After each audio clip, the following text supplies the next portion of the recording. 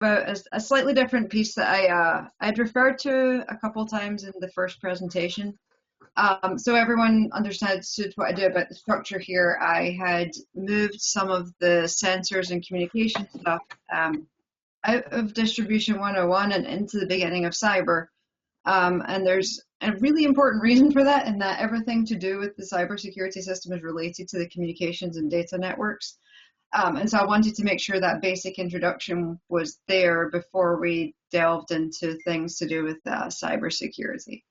And again, the introduction here for cyber is mostly around what the words mean, what we talk about when we're referring to industrial control system cybersecurity, and what the components are to be thinking about when you're talking about your strategies or learning about the strategies that different utilities have put in place for the distribution system in particular.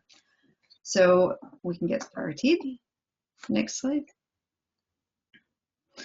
So, like I said, goals of this session were, you've got me for slightly longer this time, to understand the communication system and its function within the distribution grid in particular. So primarily, again, we're talking about distribution, transmission and distribution when it comes to communications and to cyber are pretty different, actually. And for all the reasons you've heard already, that's for a reason. Then I'll give this introduction of what is cyber and what do we care about with regards to ICS, discussing the operational technology and information technology networks. And again, that's why it's important we talk about communication and the difference in the management of them and the different systems that are concerned. And then I'll talk about NIST's cybersecurity framework, along with some of the work that's been done on the different threat tiers and different types of protections. And again, it's a 45-minute introduction to cyber, but I'm a power systems engineer as well, who just happens to have delved into the world of cyber and understands it from the perspective of how the utility is working with it. And so I just wanted to make sure the goals here were definitely around the sort of understanding of words and background in the system when you're thinking about all the different sessions over the next 3 days. So next slide. So basic introduction to how we measure components in our system, how we get from the point of measurement to the point of visualization of the data. So I'm just describing this sort of picture here of where we start off with the variable you want to be measured and how it's connected to the power system. If you consider that to be a smart meter, it's connected to both the communications backhaul for the AMI network, along with the actual electrical communication or electrical connection to your house, for example. So the point of connection where it is on the power system is very important to work out how much data you need to transport and what is useful.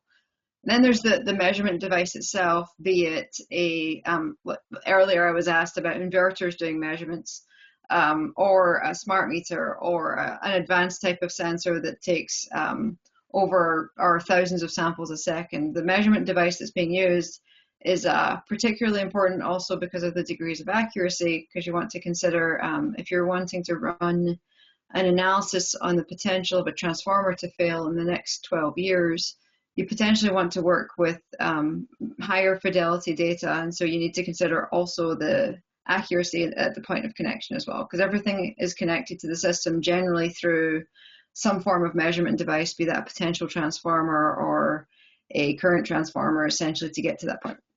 Then what I'll talk mostly about here is the communication system, how that works, and then there's also a case where sometimes people run local analytics and you never actually see the data, you only actually see the outcome of the data. A good example of that is actually some of the billing data that's done. That is a calculation that is done of the level of current, for example, that you're pulling into your house. And that's actually something that's sent back as a function of other components that are measured. Again, we get to the point of useful information. Everything we talk about is how to get from measured data to useful information, from which people can then take an action. And then there's a system electrical response in there. So if you take an action, for example, there's going to be a failure in the system, we need to take an action. There's then a system electrical response that happens and a feedback loop that we're back to the variable we've measured to confirm that that action has actually taken place. So there's a pretty solid loop here of things that happen, but again, it's not generally as simple as just we want to measure power, we stick a sensor in there and send the data back. There's a number of other pieces that are important to the system. So next slide. So again, focus here is mainly on the distribution system. Apologies, 2 seconds, I need to move my control panel out the way of my own slide. It's mostly on the distribution system and its makeup, but again, communication systems are critical throughout the system. I mentioned this is focused on distribution, but up to the level of transmission, we have numerous things that would be sent back data-wise, which use generally private networks, the SCADA system, a number of other things, and it's connected and protected in a particular way. When we get into distribution and we expand this a little to focus more on the communication system, the types of communication depends on the type of function you're actually looking for. But on a very basic level, we tend to separate protection from metering. If there's a type of measurement you need that's meant to take an action locally, like protective relays would take, you'll focus on being able to send that data within the controlled boundary that's needed for protection. But when you're talking about things like smart meter communications, you want those to go up to the higher level and billing to be sent back to the right people. So we tend to separate those protection networks from the other networks that are used in the system.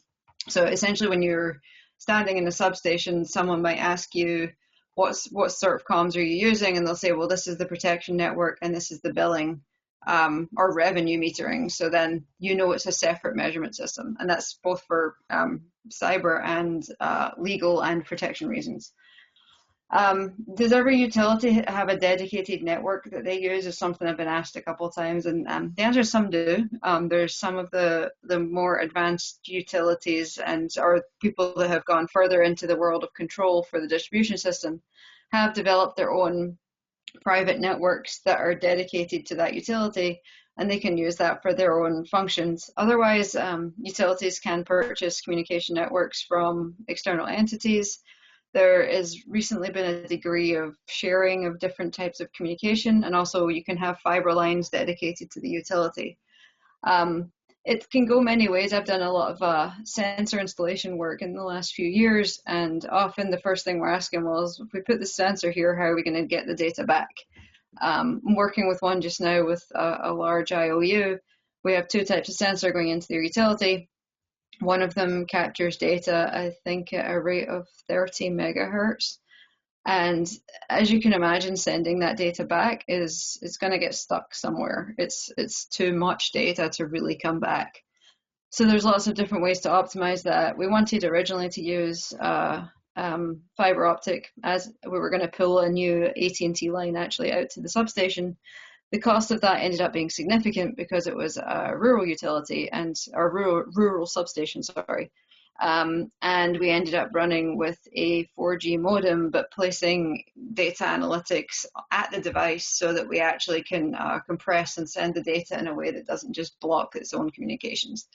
Because essentially, if you think of it as a pipe, at some point you can block that pipe by just sending too much information through it. So, next slide. So I think I might have to click a couple times or it's frozen. I'm not sure. Oh, there it is.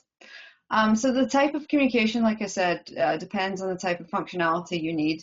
So again, if you're planning for communications, the best, in my opinion, the place to start is what you actually want to get the data to do once you've got it back. So again, I mentioned the planning processes and roadmaps in here for things like protection versus control.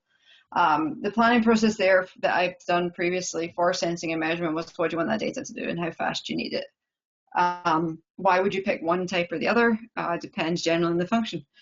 So the types of I've given some examples here of the types of communication networks that are actually used in those different scenarios. If even up to the transmission system here, if we're talking about generation, secure wireless and radio networks can be used to transmit control monitoring messages. In some cases, those radio networks are literally people talking to each other on a radio for control, but generation generally has radio networks in place. They also use telephone service and things that are called POTS, plain old telephone service, to transmit messages between plants, because in the end you need it to be, for those kinds of systems, the most reliable solution possible. And if that's a wired telephone service, then that's what it needs to be. Consider when we have, in California, we prepare for earthquakes. So consider the fact that we're told often to keep having a wired phone service in our house just in case of an earthquake, because we can't necessarily rely on our cell phones at that point. So same theory there. In the transmission system, we're down to sort of power line carrier, which is using the power lines themselves to transmit information through a type of sensor. Substations can also use radio and wireless within their substations and communicate between the substations. Again, radio and satellite phones can actually be used during restoration and repair, depending on where you actually are. Because the point here is it's not just the devices that need to communicate and be secure, it's the humans as well. They need to actually be able to talk to each other, and that's an actual important piece of how our grid works. In distribution, recently there's been actually a lot of work going towards using fiber optics, especially for controlling load. In some cases, it's absolutely necessary to use fiber because you need the data to be as close to instantaneous between the 2 points as possible for synchronization. But yeah, again, there's been a lot of moves toward fiber, but something I mentioned earlier, transmission has, I think when people describe this, I'm never quite sure I want to say it, but transmission has 100% or more data coming back in visibility. Whereas distribution, I think the last metric I had was somewhere in the 30% visibility. So the trade-off here between the cost of new sensing and the cost of communications needs to be considered when you're putting devices in place. Lastly, we're down to smart grid communications, which essentially is something I talked already, the smart meter networks, possibly control of distributed generation into the DER management systems, and also the forming of wireless mesh networks between them. There's a backhaul that's used essentially for the smart meter networks, which can depend on various backbones. But again, that's one of the probably more data intensive features now of the distribution grid is how you pull those back. And so, next slide.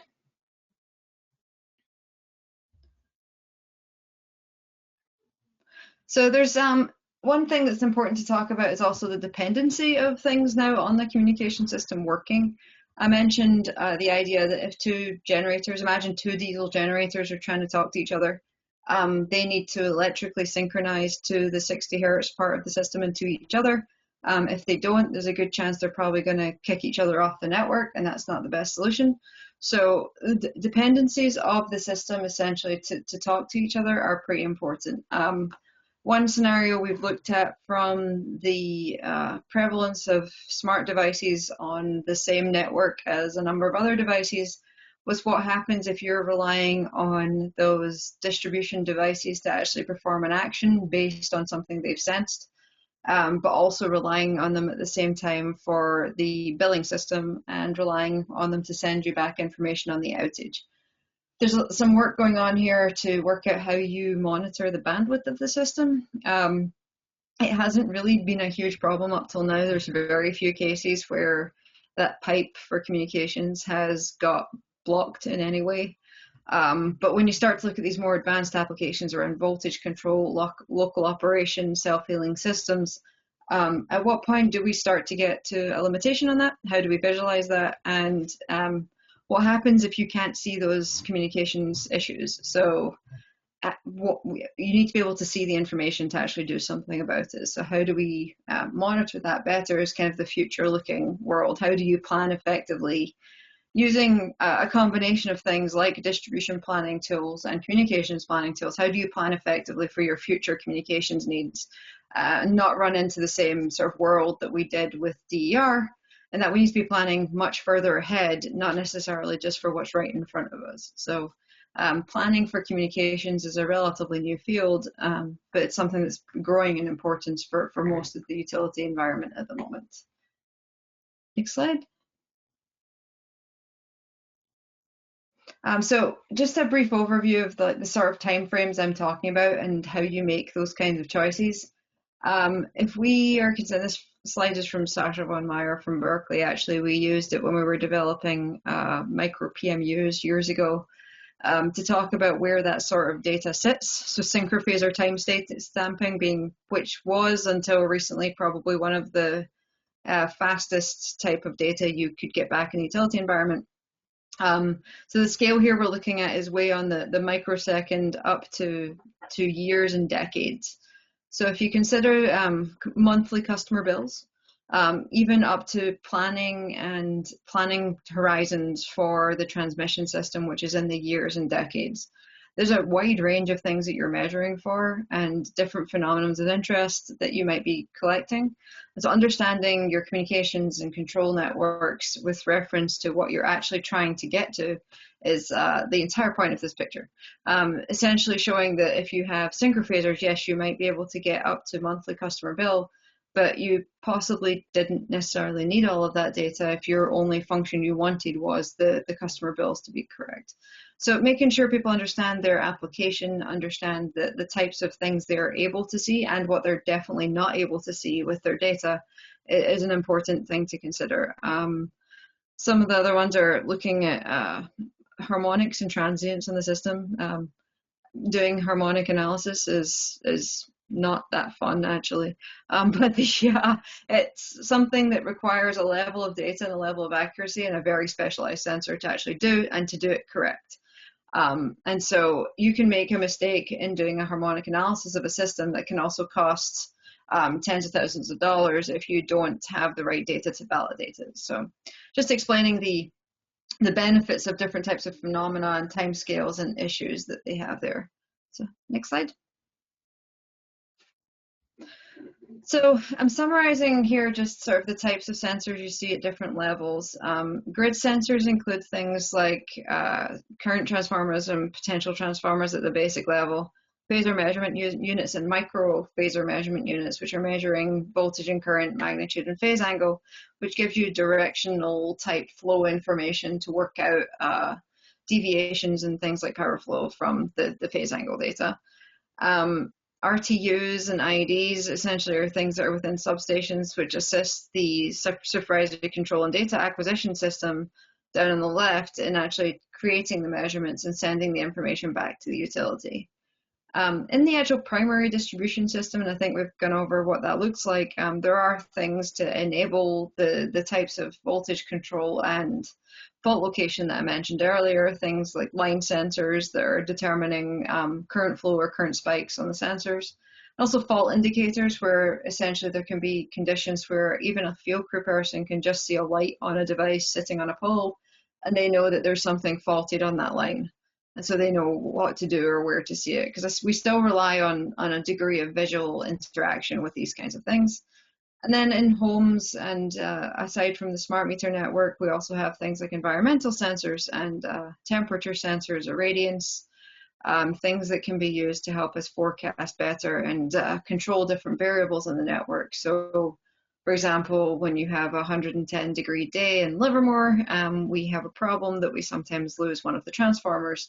And so being able to actually focus on that going on, knowing what the temperature is and knowing what you're predicting and having enough data to validate that is important for managing your load further downstream and making sure we can keep going when we need to. So next.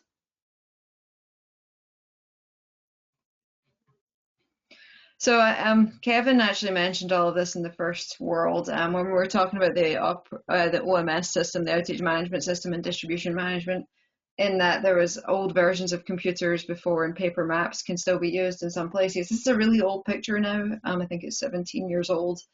But traditionally, the distribution operations center did work a lot by phone. They observed status, they threw switches, they did a number of things with the phone.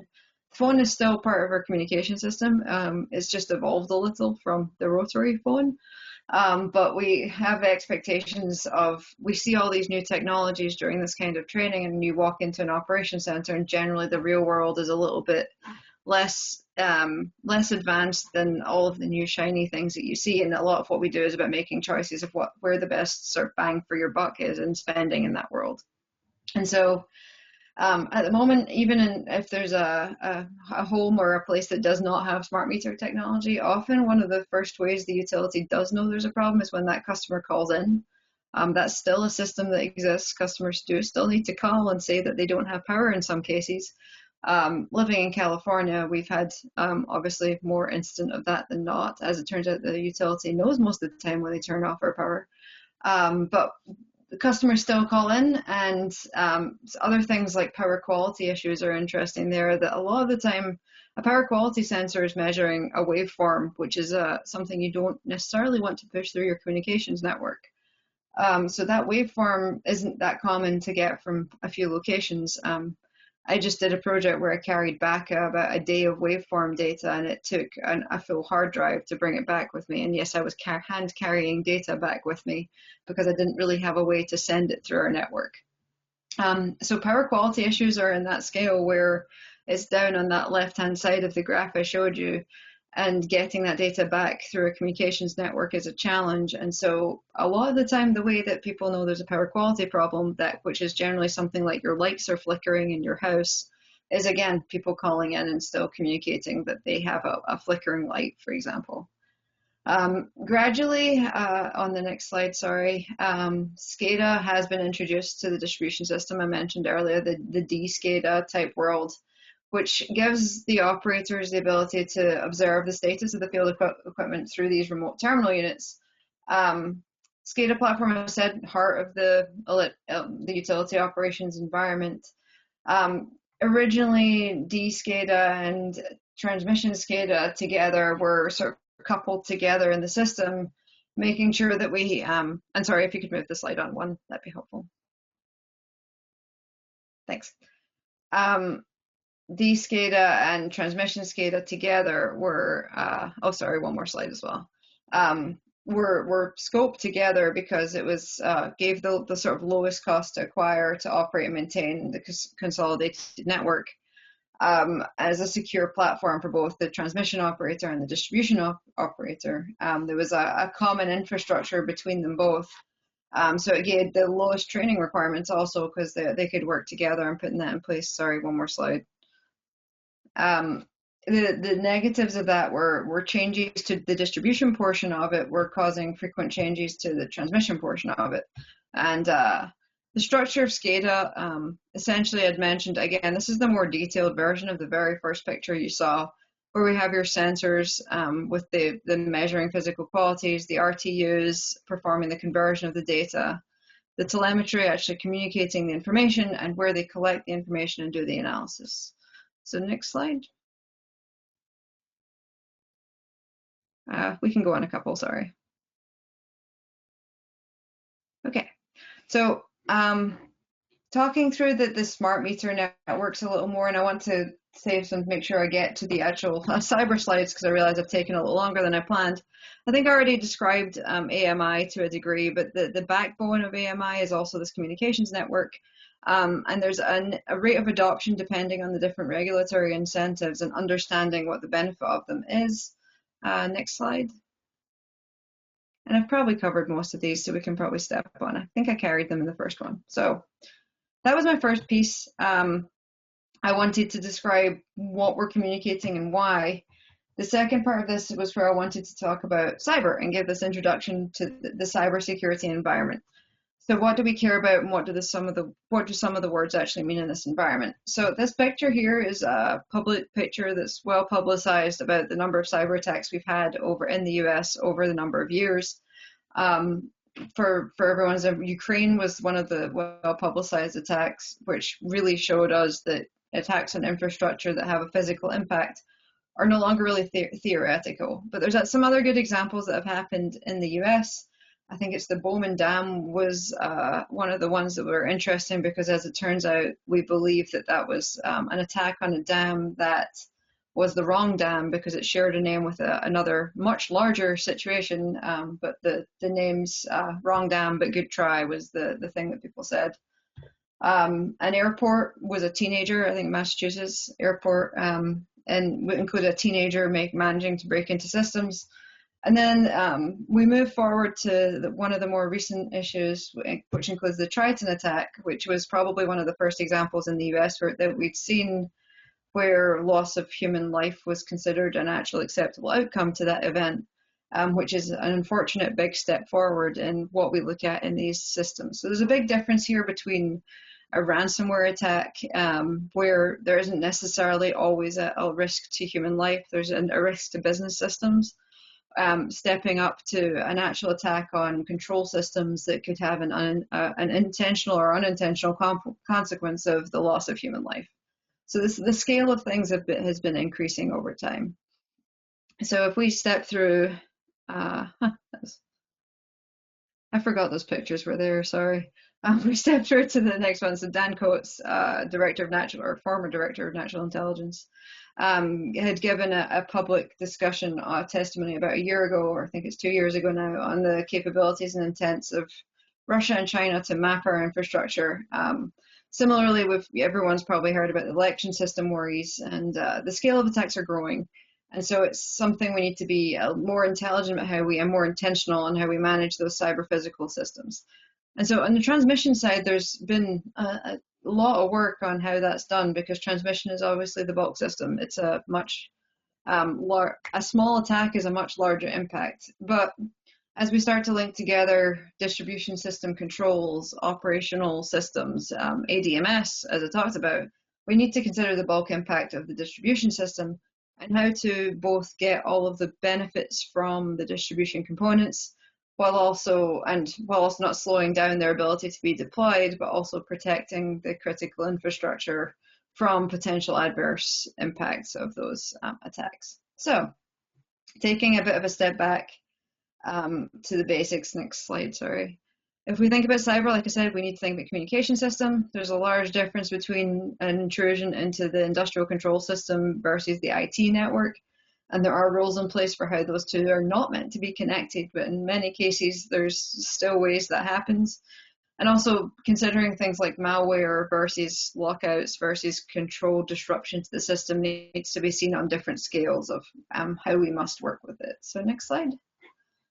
So I mentioned IT and OT. Almost everything I've talked about today is all on the OT side. We can't deal with them on the same level. IT does include a lot of business systems. It is critical to managing data, but it's not generally where the real-time sensing systems live. It's not where operational systems live. The types of things that are seen here a lot are to do with ransomware or locking people out of systems. But again, the availability of the system is generally not as critical, and you can reboot without losing control of a device or taking it offline entirely. Where what does live in the IT network is part of the AMI network, which is to do with customer privacy and human privacy. And all those kinds of items are sitting in the IT network. So depending on what your biggest concern is, IT is either the most critical thing or it's lesser than the OT network. So it depends on what you're worried about. If human privacy, for example, in the medical field, is the number one worry, then IT is your priority. If you're worried about control processes, that's where OT lives. So OT network manages physical as it sounds like things that are used for operations. Priorities are generally safety, continuity, and fault tolerance. It's real-time systems that are working with here. Again, human safety is always kind of the paramount thing that everyone considers first.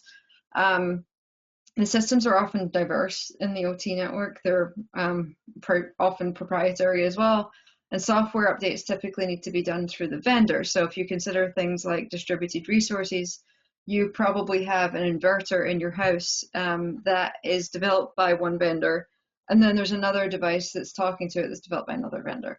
The vendors generally control how those updates happen. You have to communicate to their network to get new firmware. And so it can be a complicated interaction of systems, and that's where interoperability becomes critical. And also OT networks can be isolated. You want to isolate your OT network, but pieces of it can be isolated in different places. So often recently, and why we're talking about this is and especially around the distribution system recently, a lot of the IT ideas of how you secure a network are being applied to the OT network and are not generally actually adapted to the requirements of the system. So there's a lot of new thinking that needs to happen about that control. So talking a little bit about the frameworks we use on the next slide, NIST, or the National Institute for Standards and Technology, I tend to get the S wrong. They developed a framework to help infrastructure and industry understand the needs they have for cyber. And in this framework, they talk about different classes of protection, which include identify, protect, detect, respond, recover. These 5 classes are essentially meaning to help you understand what protections you need to put in place for that different type of event, or what the different functions are in each world. So if we step through it, identify is actually the planning step. So knowing, and sorry if you could move to the next slide, knowing what you actually have and what your risk is. So we say know thyself. So identify what your actual assets are, your data, the people that are attached to it and using it, and also understanding how your network behaves, so you actually know when it's not behaving the right way.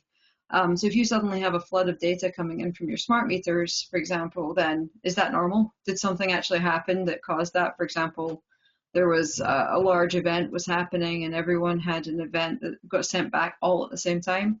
That's one thing. That all happening without an event related is another. So understanding how your network actually behaves is a critical piece.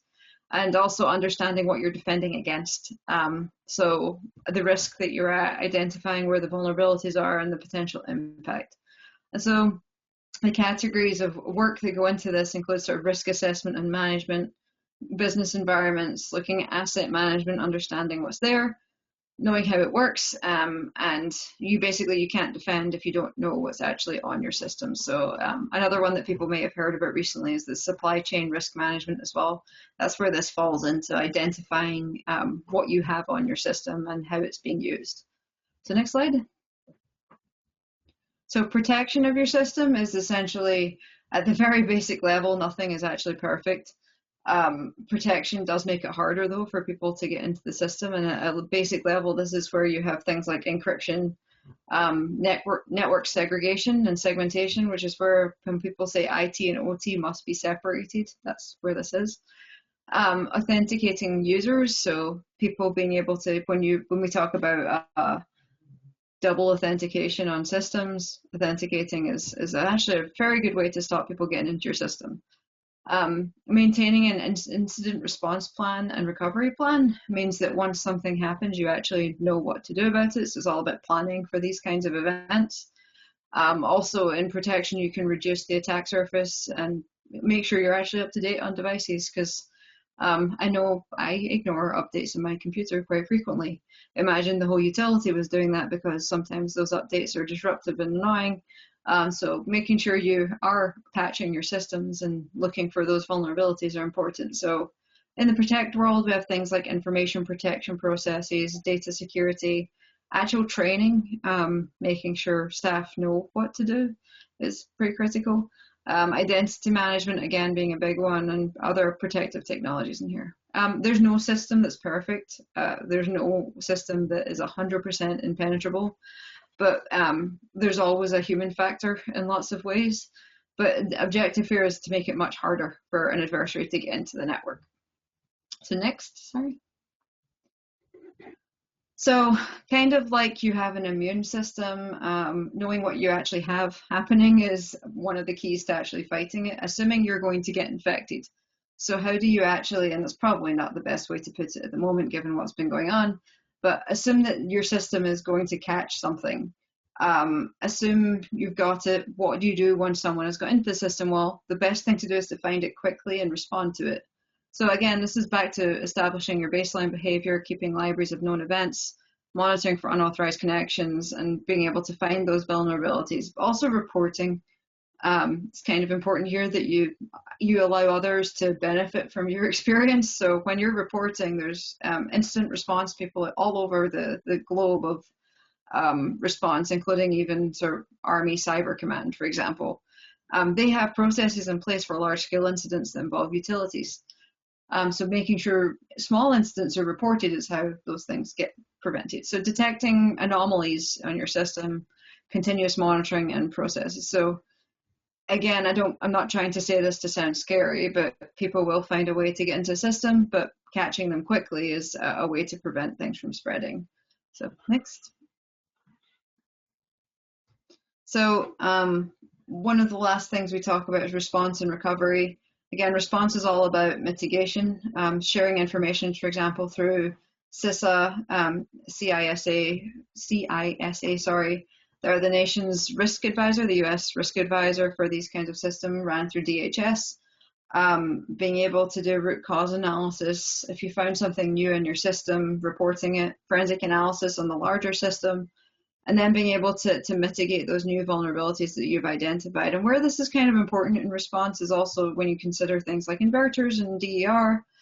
There's a whole bunch of new issues that are coming into play here. And so responding to new issues and being able to have an accurate, what are you going to do if this happens, is really important. So next. Lastly, we have recovery. It can take a while. One of the programs going on just now with DARPA is all about how a utility would recover from a 30-day outage that was caused by a large-scale cyber attack. And a lot of what they've learned in here is about the recovery plan more so than the actual everything else that happened up to that point. Power people and cyber people working together is one of the big targets here.